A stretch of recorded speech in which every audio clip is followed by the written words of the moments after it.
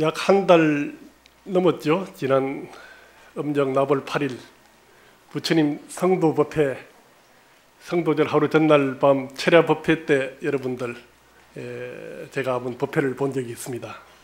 약 한 달 남짓한 기간 동안 다시 우리 불자 여러분들 뵙게 돼서 대단히 뜻깊게 생각합니다. 오늘은 정월 대보름입니다. 정월 조계사 정월 대보름 법회 날입니다. 아시다시피 정월 대보름은 설을 쉬고 난 뒤 처음 맞는 첫 보름입니다.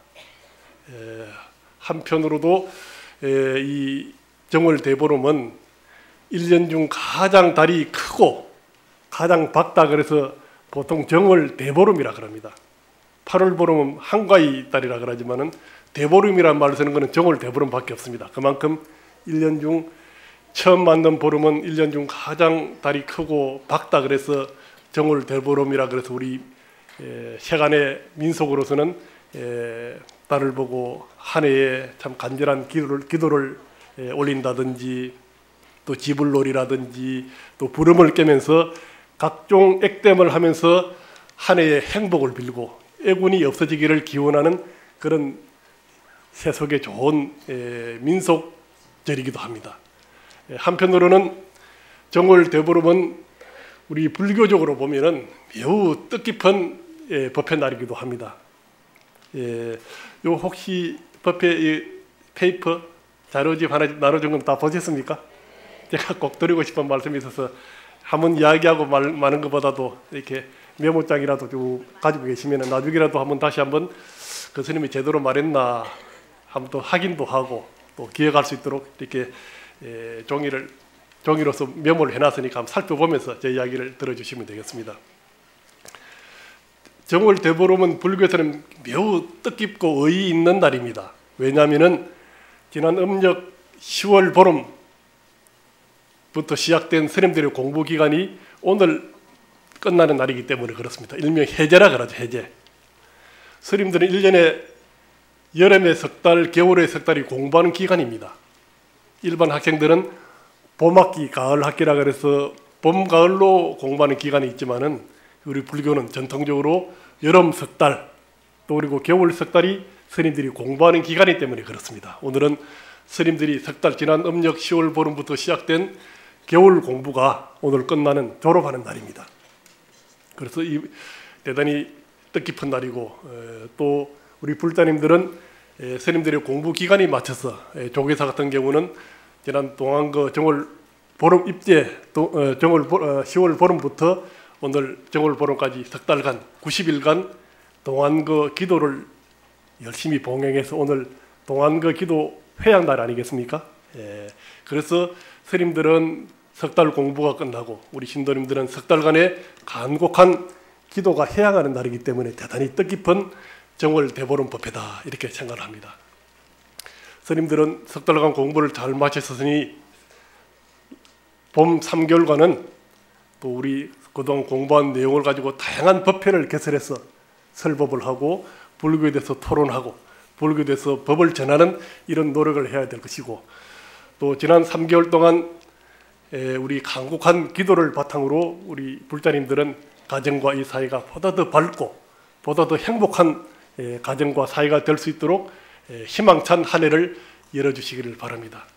특히 기도 기간에는 연말 연시 기간이라서 이웃을 많이 생각하고 불이웃 돕기도 하고 자비행을 많이 하면서 한편으로 설을 세면서 그동안 자주 찾아뵙지 못했던 집안의 어른이나 가족들이 다시 만나서 가족의 소중함, 이웃과 우리 공동체, 우리 사회를 다시 한번 생각하는 좋은 기간이 이 동안거 기도 기간이었다 하는 생각이 듭니다. 그래서 오늘 회양을 맞는 올 정월 대보름 법회 때 그동안에 기도하시느라 애썼던 여러 불자님의 노고에 대해서도 찬탄을 드리고 치하를 드립니다.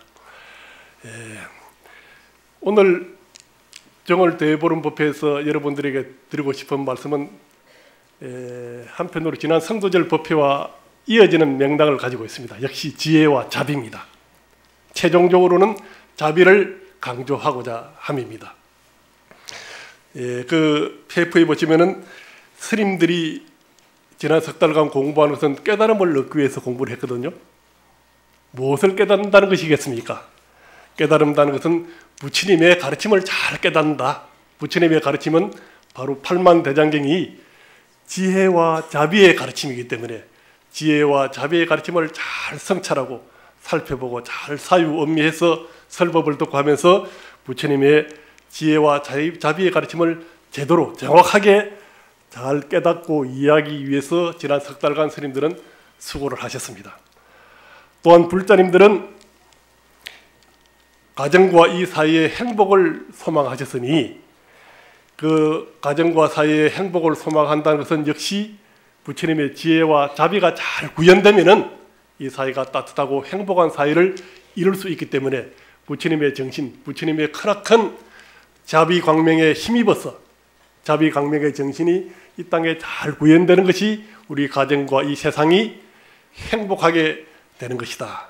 그런 뜻이 간절하게 실현되기를 염원하고 기도를 하셨던 것입니다. 따라서 지난 3개월간 스님들이 깨달음을 얻기 위해서 노력한 것도 지혜와 자비를 잘 깨닫고 이해하기 위해서였고, 또한 우리 불자님들이 석 달간 동안 그 기도를 봉행하신 깊은 뜻도 부처님의 지혜와 자비의 큰 뜻이 이 땅에 실현해 주십사, 이렇게 기도를 하신 것으로 이해하시면 되겠습니다. 지혜와 자비라 그럴 때 보통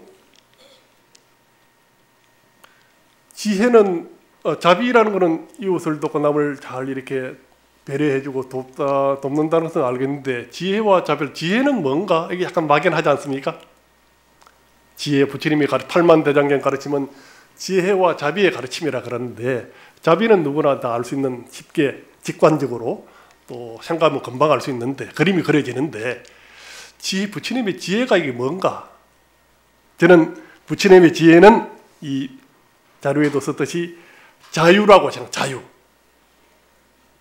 자유 아니면 죽음을 달라 하는 그 자유. 자유의 반대말이 뭡니까? 매여 있고 구속되어 있고 옥죄어 있고 자유롭지 못한 것. 우리 지혜는 왜 필요한가? 지혜와 자비에서 자비에 앞선 지혜를 먼저 언급하지 않습니까? 그 지혜는 우리 중생들로 하여금, 우리 삶들로 하여금 뭔가 옥죄어 있고 매여 있고 자유롭게 하지 못하는 그 어떤 것으로부터 해방하고 해탈하는 것을, 해탈은 불교 용어지만 요즘식으로 말하면 자유입니다. 구속으로부터, 얽매임으로부터 자유로워지는 것을 바로 지혜라고 말하는 것입니다. 지혜와 자비할 때 지혜. 그래서 여기서 지혜와 자비를 할 때 지혜는 바로 자유를 말하는 것이다, 이렇게 표현한 것입니다. 왜 지혜를 자유로 말하는 것인가? 존재의 공함을, 무상무와 공함을 알아서 거기에 연연하지 않고 함께 하는 그런 자유. 그리고 탐진치의 모든 번뇌로부터 자유롭게 되는 것이 바로 깨달음이고 지혜라는 것입니다. 지혜의 속성, 지혜의 정신, 지혜의 내용은 바로 우리들로 하여금 해탈해주고 자유롭게 해주는 정신과 내용이 바로 깨달음이요 지혜다. 그리고 지혜와 자비할 때 지혜는 뭔가? 요즘식으로 말하면 지혜는 바로 자유를 말합니다. 뭐로부터 자유를 말하는 것인가? 그것은 탐진치로부터 자유며 108번뇌로부터 자유를 말하는 것이다. 그것이 바로 지혜입니다. 탐진치 하지만은 탐내고 미워하고 성내는 것, 어리석은 것을 탐진치라 그러는데, 그것을 하나로 줄이면 탐욕 하나로서 다 이게 대표된다는 겁니다. 왜? 미워하고 성내는 마음은 우리 자신과 뭐가 맞지 않기 때문에, 우리 자신의 욕심이, 탐욕이 그 속에 바탕하기 때문에 미워하고 성내고 남을 질투하게 되고 마음이 평안하지 않은 그 상태가 바로 우리들의 다음 없는 욕망, 가래, 이것이 충족되지 않거나 실현되지 못하기 때문에 화내고 미워하고 질투하는 거 아니겠습니까? 어리석음이야말로 탐욕의 또 다른 모습입니다. 어리석으면 아무것도 눈에 보이지 않지 않습니까? 왜 아무것도 눈에 안 보이지 않겠습니까? 탐욕의 앞을 가리면, 내 욕심이 앞서면은 뭔가 약간 경우에 없거나 도리에 맞지 않는 뭔가 욕심을 내면은 사물을 객관적으로 정확하게 바라볼 수 없게 되는 어리석은 마음의 상태가 되는 이유가 바로 우리 마음에 뭔가 사심이 들어있기 때문에, 탐심이 들어있기 때문에 우리 마음이 어리석게 된다는 겁니다. 그래서 탐진치라 말하지만은 결국 탐욕, 우리의 욕심, 담없는 욕심이 바로 탐진치의 모습으로 나타나는 것이다. 탐진치라지만은 그 하나로 들면은 결국 탐욕이라고 말하는 것이고, 이러한 탐욕으로부터 벗어나는 것이 해탈이고 자유고 지혜라 그랬죠. 그래서 우리의 탐욕은 어떤 경우에 없는, 경우에 맞는 욕심은 반드시 내야 되겠죠. 우리 아들을 공부를 잘 시켜서 좋은 학교에 보낸다든지, 우리 가정을 행복한 가정으로 만들겠다 하는 이 마음도 어떻게 보면 하는 욕심일 수 있겠지만은, 여기서 말하는 탐욕은 경우에 맞지 않는, 경우에 없는, 도리에 맞지 않는 이런 욕심을 탐욕이라 그러는 것입니다. 우리 자신이 행복하자는 마음까지도 욕심이고 탐욕이라 그래서 물리치면 되겠습니까? 그건 아니죠. 도리에 맞지 않는, 경우에 없는 욕심을 부리는 것을 말하는 것입니다. 그래서 또 남의 몫을 뺏어오는 것, 노골적으로 어두운 밤에 남의 담을 넘고 들어가서 가져오는 것도 남의 것을 가져오는 것이 뺏어오는 거지만은, 남의 몫을 내가 좀 더 가져오는 것도 한편으로 보면 남의 몫을 침탈하는 것이고 뺏어오는 겁니다. 그래서 경우와 도리에 넘는 탐욕이라든지, 남의 몫을 침탈하고 좀 내 몫을 조금 더 가져오려는 이 마음도 한편으로는 아마 탐욕과 연관이 있을 것입니다. 그래서 이러한 것들은 다 이기적인 선의의 욕망, 선의의 우리의 어떤 바람직한 원력, 이런 것들을 말하는 것이 아니라 이기적인 욕망, 이기적인 탐욕, 경우와 도리를 넘고 남의 것을 뺏어오는 이런 이기적인 욕망으로부터, 이기적인 탐욕으로부터 해탈하고 자유로워지는 것이 바로 지혜와 깨달음이다. 그래서 우리를 옥죄이고 또 우리와 우리 가정과 우리 사이를 갈등하게 하고 서로 간에 분노하게 하고 어리석게 하고 눈이 멀게 하고 질투심에 사로잡혀서 평정심을 잃게 만드는 것이 바로 탐욕이요 다함없는 갈애라 그러죠. 목마른 사람이 물을 찾듯이 뭔가 끊임없이 갈구하게 만드는 것이 갈애라 그러죠. 이런 것들이 기본적으로 우리 삶의 모든 괴로움과 불행의 원천이기 때문에 우리가 행복을 기원하는 기도를 함에 있어서도 그 부처님의 큰 가피를 통해서도 가능하겠지만은, 한편으로 우리 자신들의 각각 한 사람 한 사람들이 다음 없는, 도리에 없는, 분수에 없는 남의 몫을 좀 더 가져오고자 하는 이런 탐욕으로부터 우리 자신이 자유롭게 되고 그 본질을 알아서 분수를 지키고 자족하게 하는 이런 마음이 들 때 모든 괴로움과 불행을 넘어서서 진정한 행복을 이룰 수 있게 된다, 이런 뜻입니다. 자, 이것이 바로 지혜와 자비할 때 자비에 대한 설명이었습니다. 동안거 기도가 끝난 오늘 회양일인 정월대보름, 우리 불자들은 보름달같이 밝고 따뜻한 우리 마음으로 우리 가정과 사회를 행복하게 해야 된다는 생각입니다. 그런데 밝고 따뜻한 마음으로서 우리 가정과 사회를 행복하게 만든다 할 때 보통 이 사회를 밝게 만든다, 밝게 하자는 이런 말은 많이 듣는데, 따뜻하게 한다는 말을 늘 우리가 생각을 언젠가부터 조금 부족하게 인식하게 하더라 하는 생각이 듭니다. 지혜는 밝게 하는 것은 맞는데 환하게 본질을 꿰뚫고서 이제 그러지 않아야 되겠구나 하는 것은 아는데, 그것이 자비로 나아갈 때 그것이 따뜻함이라 그러거든요. 밝게만 이 사회가 깜깜하면은, 차를 운전하시는 건 저도 운전을 합니다만, 운전하면 갑자기 앞에 차창을 누가 탁 가리면 아무것도 안 보면 얼마나 당황하겠습니까? 눈을 가리면 몇 걸음도 못 걷지 않습니까? 그만큼 밝음이야말로, 환하게 안다는 것이야말로 올바르게 생각하고 올바르게 판단하고 어떻게 해야 될 것이구나 하는 것을 판단하게 해주니까 밝은 것이 제일 중요하죠.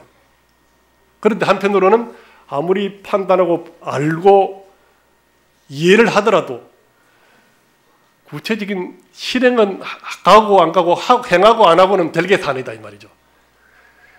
이 밝음을 바탕으로 진정으로 탐욕심을 줄이고 남을 배려하고 자비행을 베풀 때 그것이 따뜻함이라 그러는 것입니다.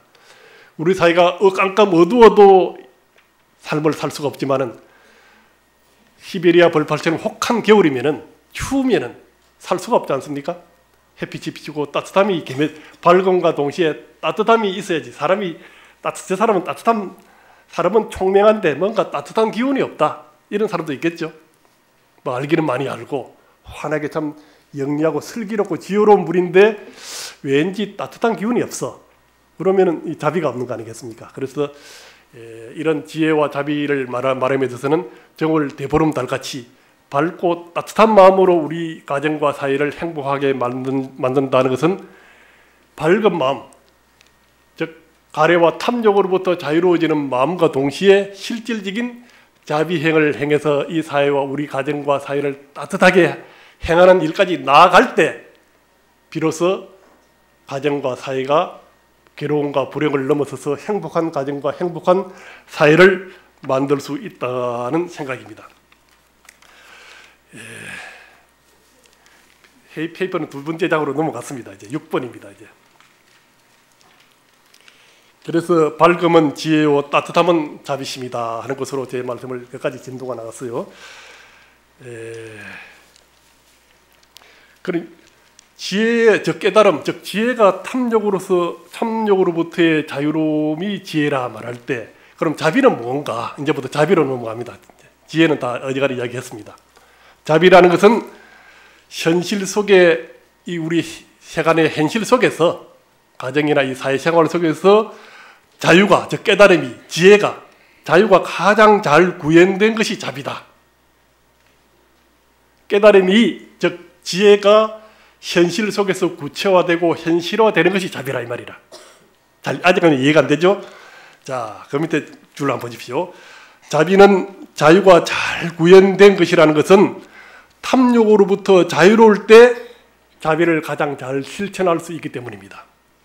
왜 우리가 자비를 남을 잘 돕지 못하고 남을 배려하지 못하고 하는가? 그 이유는 아직까지 스스로의 욕망이나 탐욕이나 자기 어떤 에고로부터 완전하게 해탈하고 자유롭지 못하기 때문에 균형 있는 배려를 할 수 있는 스스로의 판단과 마음가짐이 덜 됐기 때문에 자비행위 알아도 선뜻 행하지 않고 하더라도 부족하고 이런 것입니다. 즉 자비라는 것은 자유가 잘 구현된 것이라는 뜻인데 그것은 탐욕으로부터 자유로울 때 자비를 잘 실천할 수 있기 때문에 자비라는 것은 반드시 지혜와 필연적인 관계가 있다. 자비는 자유와 관계가 있다. 무엇으로부터 자유? 우리 자신의 탐욕과 108번뇌라고 말하는 각종의 질투와 시샘, 사실을 제대로 바라보지 못하는 그로 얽매인 번뇌로부터 자유로울 때, 해탈될 때 진정한 자비를 실천할 수 있기 때문에, 남을 배려하고 남을 살필 수 있기 때문에 자비는 진정한 해탈, 진정한 108번뇌로부터 자유롭지 못하면 자유는 제대로 된 자유도 아닐 뿐만 아니라 인색한 자유, 부족한 자유가 될 수밖에 없다는 뜻입니다. 자비는 아시다시피 어려운 이웃을 잘 돕는다는 뜻입니다. 어려운 이웃은 누구냐?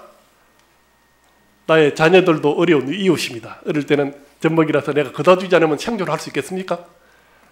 그러면 청소년 때도 부모들의 보살핌이 필요하고, 요즘은 결혼도 시켜야 되고 취직도 시키고 그러더라도 또 이렇게 같이 데리고 살아야 된다면서요. 그만큼 자녀들도 힘든 이웃입니다. 또한 배우자, 남편은 부인이 어려운 이웃이고 부인 입장에서 보면은 남편이 또 어려운 이웃일 수가 있습니다. 나아가서 그야말로 옆에 사는 이웃 주민들, 나아가서 이 사회 공동체의 모든 사람들이 이웃이 되겠죠. 이 어려운 이웃을 돕는 일이 바로 자비입니다. 한편으로 나의 자녀라든지 나의 배우자 그리고 공동체의 이웃의 구성원들은 내가 바로 그 사람들 입장에서 보면 내가 바로 어려운 이웃이 될 수도 있다는 것입니다. 나만 이웃이 있는 게 아니라 남들은 나를 이웃으로 보겠죠. 서로가 이웃으로 생각한다는 그런 뜻입니다. 그런데 뻔히 알면서도 이웃이 서로 돕지 못하는 이유가 뭐겠습니까? 아시다시피 탐욕과 아직 해탈하지 못한 번뇌로부터 자유롭지 못하는 이 마음이 뭔가 뻔히 알면서도 서로가 도움이 되는 줄도 알면서도 남을 배려하지 못하고 돕지도 못하고 알면서도 설득 외면하게 되고, 이것은 역시 뭐가 나를 그래 하지 못하도록 만드는 갖가지 번뇌가 108번뇌가 있다는 것입니다. 108번뇌에 대해서 그 모든 왕은 탐욕입니다. 그래서 자비는 최종적으로 이웃과 협동을 해서 힘을 합쳐서 이웃과 협동해서 행복한 삶을 성공적으로 이루어가는 것을 자비라고 말하는 것입니다. 자비 하면은 막이나 자선 사업하는 게 자비 아니라 서로가 이웃이 돼서 서로가 협동하고 힘을 합쳐서 행복한 삶을 만들어가는 것이 바로 자비다. 그리고 자비는 약간 요즘 말하는 사회적인 개념이죠. 개인과 간에 누가 하는 것이 아니라 좀더 사회적인 입장에서 이 자비라는 것을 불교인들은 생각할 필요가 있다. 이렇게 말씀을 드리는 것입니다. 그래서 자신의 탐욕을, 자신의 좀 하고 싶은 마음을 조금 더 절제하고 양보해서 타인, 즉 자녀, 배우자, 이웃, 공동체, 이 타인들을 배려하고 도와주는 일은 결국 자신을 포함한 공동체 모두의 이익으로 환원될 것이다. 서로가 돕는 사회가, 배려하는 사회가 될 때 그 사회가 살기 좋은 사회, 따뜻한 사회가 되지 않겠습니까? 우리나라 행복지수가 유엔가입 170, 180개 중에서도 최하위권이랍니다. OECD 선진국 55개국 몇 개국에서 최하위는 고사하고 제일 자살률이 높고 자살해도 돌아보지도 않고 힘들어서 세모조가 집단 자살을 하거나 마포족에서 극단적인 선택을 하거나 지금 이 시간에도 어려운 호소를 해도 잘 안 되는 게 뭔가 자비심이 없어서 그런 건 아닐 겁니다만은 뭔가 이 우리들 하여금 서로가 밝은 사회, 따뜻한 사회를 만들지 못했기 때문에 우리 사회가 힘들다 그러거든, 지옥 같다 그러거든. 젊은 사람들은 이 행복 지수가 제일 이렇게 낮다 그러니 이 부분에서는 우리 불자들이 참 책임의식도 많이 느끼면서 우리 사회를 보다 더 따뜻한 사회를 만드는 즉 자비의 마음과 자비행을 더 실천하는 이런 사회를 만드는데 불자들이 더 노력을 해야 되겠다. 이렇게 생각을 하는 것입니다. 그래서 탐욕으로부터 해탈된 자기 지혜로운 삶으로서 이웃과 조화롭게 행복한 사회를 구현하는 것이 바로 자비의 실현이다. 이렇게 해주시고요.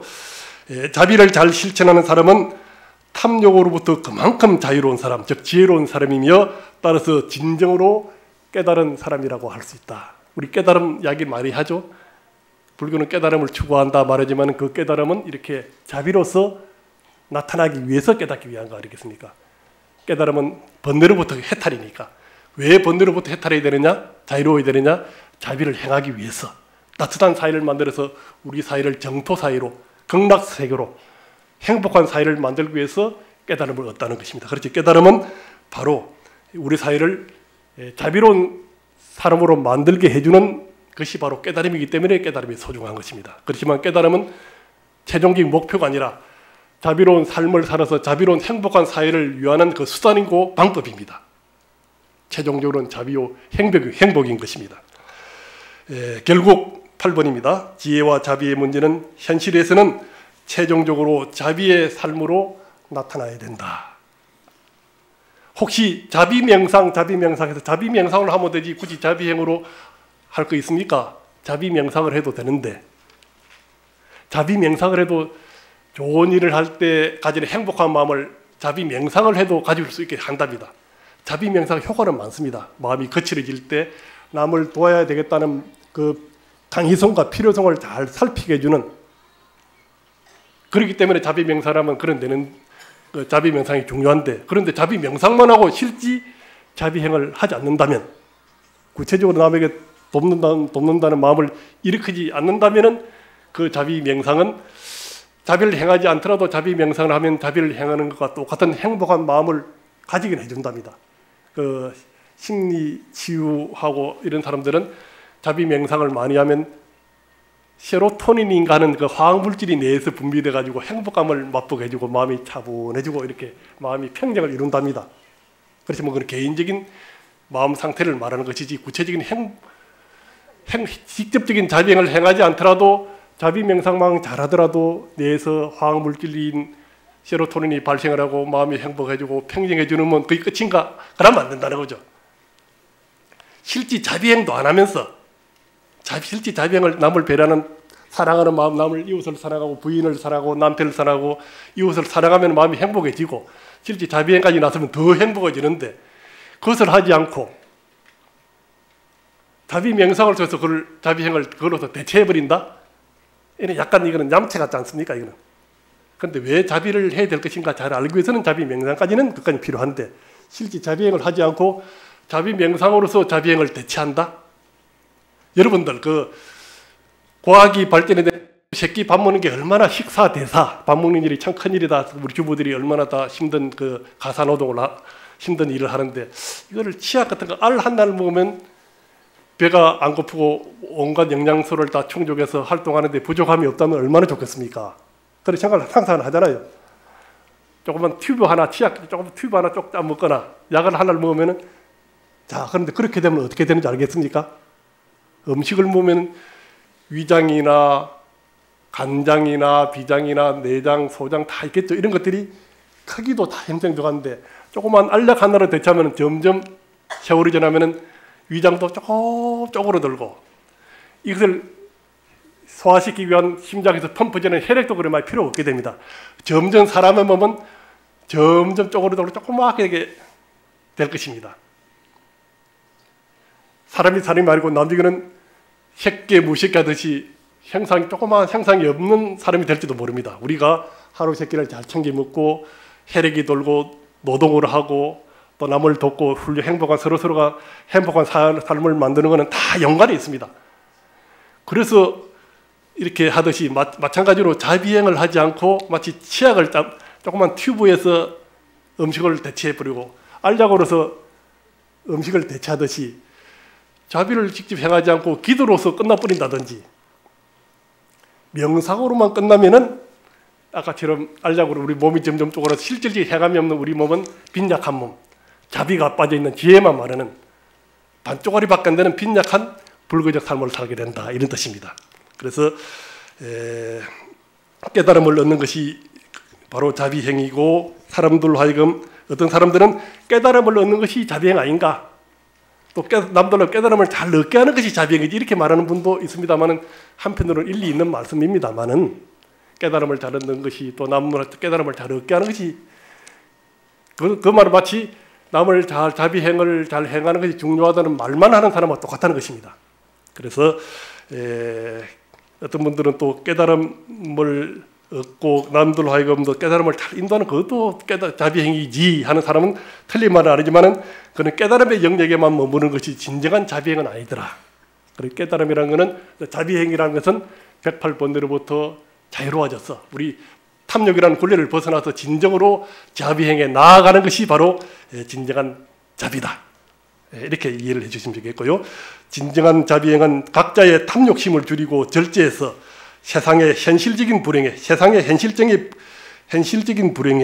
구체적인 관심을 현실적인 불행이라 그래서 마음의 심리상에 나타나는 불행이 아니라 현실적인 구체적인 불행에 구체적인 관심을 가지고 그 해결에 참여하는 것이 바로 자비행이라는 것이죠.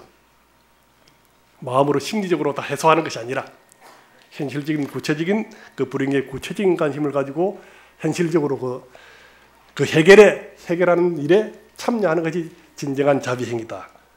그래서 대성불교에서 말하는 대성계는 남 이웃을 돕고 힘든 사람을 도우라 하는 것으로 이루어져 있습니다. 유리계, 선법계, 중생계 이렇게 표현됩니다만은 마지막 장 넘어갑니다. 대성보살에서는 대성불교에서 말하는 대성보살의 보살계는 남을 돕지 않는 것이 계를 어기는 것이라고 합니다. 우리 소성계율에서는 뭐 이런 것을 지키지 않으면 계를 어긴다, 계를 위반한다 이렇게 하지만은 대성보살의 계는 남을 이웃을 돕는, 남을 배려하고 탐욕을 줄이고 남을 돕는 행위를 하지 않는 것을 계를 위반하는 것이라 그러거든요. 그리고 이것이 대성계의 특징입니다. 그렇다면은 대성계에서 계율을 강조하는 이유도 바로 자비행을 적극적으로 실천하라는 뜻에서 자비행을 실천하는 것은 바로 계율이다. 계율인 자비행은 반드시 적극 실천해야 된다. 지키지 않으면 계율 위반이다. 이렇게 말하는 것이 바로 대성불교입니다. 그렇기 때문에 자비행은 바로 선행을 하고 중생에게 도움을 주는 구체적인 현실적인 괴롭의 문제를 구체적으로 돕는 데 해결하는 데 참여하고 기여하는 것이 바로 자비라는 것을 다시 한 번 더 생각해 주시기 바랍니다. 그래서 진정한 자비행으로서 이 가정과 사회를 따뜻하게 만들어 가자는 말씀을 드립니다. 탐욕과 이기심으로부터 자유로워져서 자비를 실천하자 이런 제안의 말씀을 드립니다. 9번 보십시오. 최근 신문에 방송에 자주 이웃 종교의 예를 하나 소개하겠습니다. 이웃 종교의 교황 프란치스코 교황이 최근에 책을 냈답니다. 저도 조선일보 신문에서 봤습니다. 보니까 책 이름이 하느님의 이름은 자비. 책 제목이 그래요. 이 자비 이거 우리말 아닙니까, 불교? 근데 옛날에는 그 가톨릭이나 기독교 사람들은 하느님 하면은 여호와라 그러고 하느님은 창조주요 이 세상을 다 만들었다 그래요, 직접. 불교는 연기인데 그는 만들고 이 모든 섭리 거기서 다 하느님의 의지로서 다 돌아가는 것이래. 그래 하느님이 기도하고 구원도 받고 하는 것이 기독교인데 창조자로서의 하느님, 이 세상을 섭리하고 주재하는 하느님을 말 안 합니다. 이제는 가톨릭이 자비를 말하고 있습니다. 이게 몇십 년 됐습니다. 왜 불교의 자비가 가톨릭이 가져가 버렸습니다. 대신 불교는 깨달음만 이야기하고 자비를 말 안 해, 이제는 또. 그런데 깨달음은 아까 말씀드린 바로 자유를 말하는 108번 자유로워져서 자유를 행하자는 것이 깨달음인데 깨달음의 영역은 그것만 머물고 자비를 말하는데 인식하고 부족하다는 거죠. 자비를 도로 찾아보고 불자들이 늘 자비를 말하고 불교는 뭐 하는 종교냐? 자비를 말하는 종교입니다. 일반의 불교 종교가 없거나 다른 종교를 가지고 있는 분들이 우리 불자님들 보면 왠지 후덕하고 자비스럽게 보여. 그것이 바로 불교인 아닙니까? 자비야말로 불교의 전유물입니다. 이 자비를 더 이상 불교의 입에서도 말도 안 하고 생각도 안 하고 늘 자나깨나 자비를 염해야 된다는 거죠. 불자들이야말로 부처님의 이름은 자비, 불교의 가치는 자비, 지혜와 자비 하지만은 그 지혜도 자비를 이루기 위한 수단이니까 결국 자비. 이래저래 불교의 가르침은 가치는 바로 자비라는 이름으로 불교를 위해서 마음으로 생각하고 실질적인 행위로까지 나가는 이까지 가야 진정한 불교인이 할 수 있지 않겠나 이런 뜻입니다.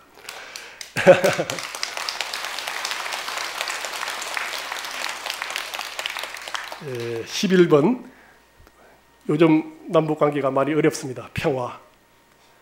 계층도 극단화돼가지고 양극화라는 말도 합니다. 참 풍족한 사람이 있는가 하면 너무 힘든 사람도 많아서 사회가 양극화돼서 갈등이 많고 평화롭지 못합니다. 갈등이 많으니까. 여야가 정치인도 싸웁니다. 심지어는 한반도 이런 참 전쟁의 위협 속에 이렇게 평화가 어떻게 구현되겠는가. 이것이 또 오늘날 사회적인 화두 아니겠습니까? 불자들 입장에서는 평화의 문제도 자비의 바탕으로 배려와 존중, 형평을 이룰 때 이루어진다고 이렇게 생각을 하셔야 된다. 최종적으로는 그렇다는 거죠. 분쟁이라든지 평화가 뭔가? 평화가 뭐냐면 분쟁과 전쟁이 없는 것이 평화다? 그러면 틀린 답이라는 겁니다. 분쟁이라든지 갈등이나 전쟁이 없는 것이 평화가 아니라 형평과 정의가 실현된 것이 평화다. 불교란 말은 이것은 자비가 실현된 것이 평화다 이 말입니다. 달리 말하면 정의롭고 형평이 있고 서로가 균형이 있고 배려하는 이런 자비가 구현된 사회가 바로 진정한 평화다. 단순히 전쟁을 하지 말아야지 이것이 사회가 평화롭게 되는 것이고 남북이 평화롭게 되는 것이 아니다. 자비가 잘 구현되고 실현될 때 그때 말은 형평과 배려와 균형과 정의가 잘 구현되는 것이 바로 사회가 평화롭고 만족스럽고 행복을 이루고 남북도 그러한 우리 대한민국을 만들어야죠. 통일된 한반도를. 자, 수년 전에 열반하신 지관 총무원장 선생님께서 언젠가 설법을 요서는 밑줄 쳐놨죠. 수평분류 임평불어. 물이 수평을 이루면 흐르지 않는다는 거 아니야 이게. 한쪽으로 쏠리면 안 된다는 거죠. 물도 평평할 때 서로 균형을 이루듯이 우리 사회도 잘 서로 균형을 맞춰야 된다는 지나치게 어려운 사람은 좀 끌어올리고 지나치게 많은 사람은 좀 양보해서 물이 수평을 이룰 때 흘러가자 서로 사회가 평평한 평화로운 사회를 만들듯이 이렇게 우리 사회도 만들자. 우리 마음도 그렇게 만들자는 뜻입니다. 임평불우는 사람이 서로 공평하면은 불평불만은 말이 없어. 시비하는 말이 없다니 말이라. 그래서 남과 북의 평화로운 통일 또한 최종적으로는 불자들의 자비정신으로 풀어가야 된다. 이렇게 저는 말씀드립니다. 지난 겨울 동안그 기간 동안 간곡하게 기원했던 가정과 이웃의 행복이라는 우리 불자들의 화두. 이것은 바로 오늘날 우리 사회의 자유, 평화, 행복이라는 화두하고 바로 직결된다고 생각합니다. 그래서 우리 모두 가정에서나 사회에서 자비심을 가지고 자비행을 행하는 불자가 되자고 이렇게 말씀드립니다. 그리고 부처님께서는 살기 어려운 사바세계, 이 살기 어려운 사바의 삶에서 사람들이 자유와 자족, 만족할 줄 안다는 거예요. 부족해도 너무 늘 마음이 많아도 또 늘 만족할 줄 모르니까 우리는 그러면 안 된다는 거죠. 그리고 부처님께서는 살기 어려운 우리 사바의 삶을 사는 방법이 자유와 108번뇌로부터 자유라는 뜻입니다. 자족, 적정한 분수를 알아서 행평을 알아서 만족하는 것입니다. 자유와 자족의 마음으로 자비롭게 살기를 당부하셨다는 것을 잊어서는 안 된다는 것입니다. 늘 불보살님의 가호를 기원드립니다. 오늘 법회 이렇게 마치겠습니다.